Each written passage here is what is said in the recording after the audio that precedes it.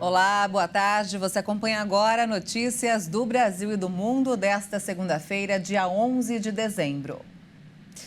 Uma nova onda de calor deve fazer subir a temperatura em pelo menos 8 estados do Brasil. A previsão é de que os termômetros se aproximem dos 40 graus a partir de quinta-feira em Mato Grosso do Sul, Goiás, Distrito Federal, sul do Mato Grosso, norte de São Paulo, grande parte de Minas Gerais, sul do Tocantins e oeste da Bahia. A onda de calor acontece quando temos uma temperatura 5 graus acima da média por um período de mais de 5 dias. Neste caso, ela deve se estender de 14 a 20 de dezembro, próximo da chegada do verão, que acontece no dia 22. Esta é a quinta onda de calor consecutiva no país, que já registrou o fenômeno em agosto, setembro, outubro e novembro. O IPVA de São Paulo de 2024 já teve calendário divulgado pelo governo do estado, mas as alíquotas e valores venais ainda não foram anunciados. O calendário do vencimento do Imposto sobre a Propriedade de Veículos Automotores foi divulgado pela Secretaria da Fazenda e Planejamento do Estado. A data da cobrança varia de acordo com o final da placa do carro. A cota única com desconto de 3%, ou primeira parcela do tributo, tem vencimento a partir de 11 de janeiro para veículos com placas de final 1. E vai até o dia 24 de janeiro para placas de final 0. As alíquotas e valores venais ainda serão anunciados nos próximos dias, com base em estimativa dos preços praticados no varejo, que leva em conta a tabela FIPE, a Fundação Instituto de Pesquisas Econômicas. A expectativa é de um aumento de cerca de 4% neste ano. O governo paulista manteve o esquema do ano anterior, que permite o parcelamento em 5 vezes do valor do imposto a ser pago. Quem pagar integralmente em janeiro vai receber um desconto de 3%, enquanto quem parcelar a partir do primeiro mês do ano ou pagar em cota única em fevereiro não terá o abatimento.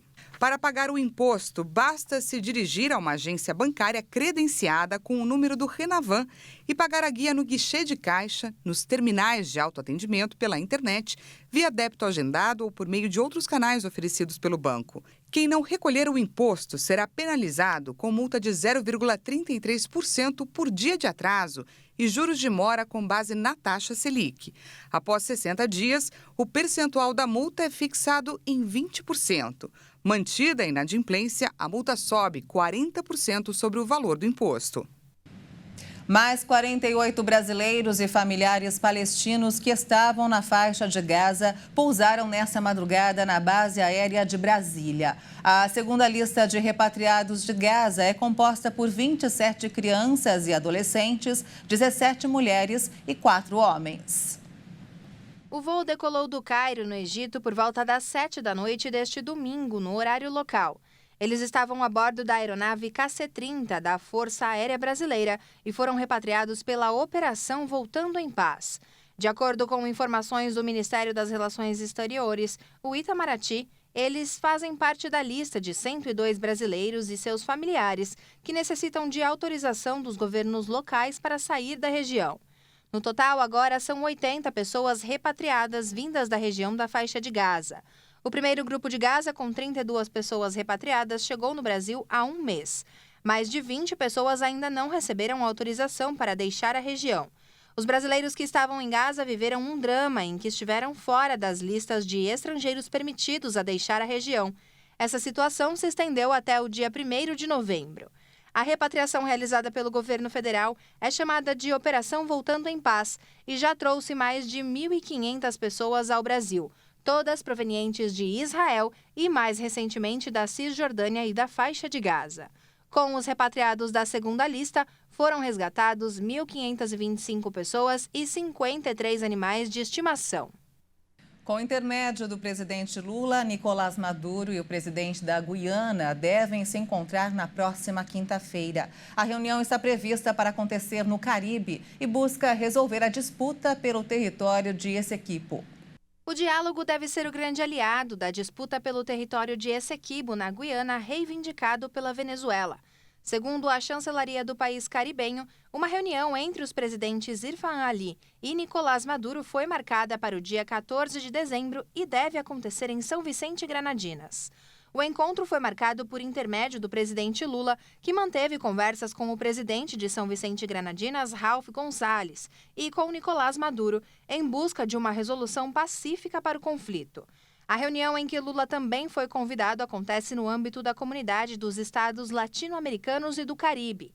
O governo brasileiro tem se colocado contrário à tomada do território guianês pela Venezuela, pela possível escalada de um conflito armado na América do Sul.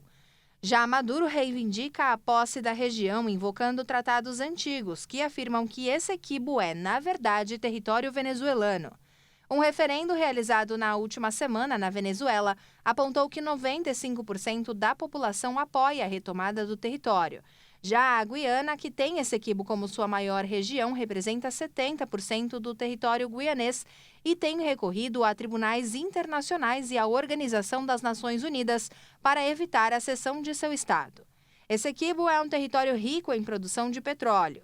Após as declarações de Maduro, o governo dos Estados Unidos realizou manobras militares na região. O Brasil também fez movimentações militares na região. Como parte de Essequibo faz fronteira com o Brasil, no estado de Roraima, 20 blindados foram enviados para Pacaraima e 130 soldados estão de prontidão na região fronteira. A entrada da Ucrânia para o bloco da União Europeia volta à pauta nesta semana durante uma cúpula que vai discutir a polêmica questão da ampliação. Diante desse momento decisivo, a Ucrânia alertou para consequências devastadoras em caso de divergências sobre a adesão. O ministro das Relações Exteriores da Ucrânia, Dmytro Kuleba, advertiu nesta segunda-feira a comunidade internacional para as consequências caso a União Europeia não alcance um consenso sobre a abertura de negociações para a adesão do país ao bloco, no âmbito de um processo de ampliação. Não consigo imaginar, nem sequer quero falar sobre as consequências devastadoras que irão ocorrer caso o Conselho não tome esta decisão, não só no que diz respeito à Ucrânia, mas num sentido mais amplo sobre a questão da ampliação. Em junho de 2022, a União Europeia concedeu à Ucrânia o status formal de país aspirante à adesão e apresentou um plano inicial de reformas para permitir o avanço das negociações. Kiev afirma que cumpriu a maioria das demandas. Esta semana, o bloco realiza um encontro de cúpula. A reunião terá como principal tema a ampliação do bloco, em particular a resposta às pressões da Ucrânia para iniciar as negociações formais para a adesão. O primeiro-ministro da Hungria, Viktor Orbán, ameaça bloquear a discussão por considerar que a UE precisa, antes, iniciar um debate estratégico sobre as relações com a Ucrânia e somente depois tomar uma decisão sobre uma eventual adesão. O chefe da diplomacia europeia, Joseph Borrell, fez um apelo e defendeu a unidade do bloco. O Fundo Amazônia vai receber a doação de mais 245 milhões de reais da Noruega. O anúncio foi feito na COP28, a mais importante conferência da ONU para as mudanças climáticas, que termina amanhã em Dubai, nos Emirados Árabes. O ministro norueguês para o clima, Andreas Gelland Eriksen, fez o anúncio da doação de 50 milhões de dólares, que equivale a cerca de 245 milhões de reais, em um encontro da COP28 para celebrar os 15 anos do Fundo Amazônia com a ministra brasileira do Meio Ambiente e Mudança do Clima, Marina Silva. A Noruega é o principal doador do fundo, criado em 2008.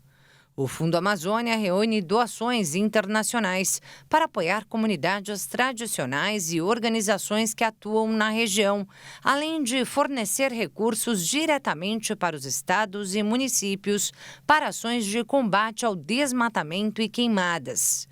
Um dos exemplos foi a compra de um avião usado em Rondônia para levar brigadas de emergência aos focos de incêndio e mapear as queimadas.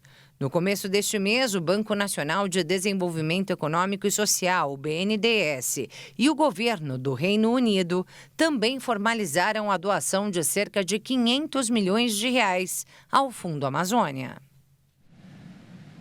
E a cúpula da COP28 oficializou a decisão de eleger Belém, no Pará, como a sede da COP30 em 2025. Com isso, a cidade brasileira se torna o palco crucial para as discussões sobre mudanças climáticas. Bem, essa edição fica por aqui. Você acompanha outras informações logo mais às 5 da tarde com Beatriz do Vale. Uma ótima tarde para você.